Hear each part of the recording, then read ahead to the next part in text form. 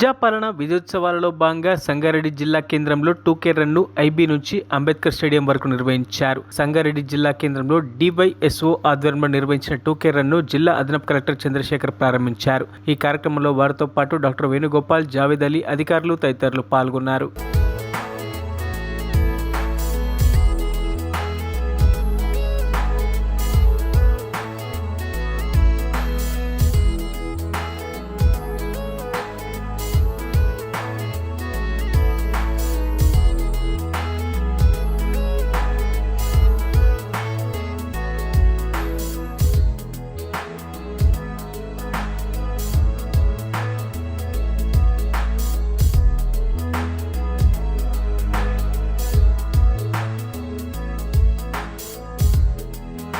మరిన్ని అప్డేట్స్ కోసం మా ఛానల్ని సబ్స్క్రైబ్ చేయండి.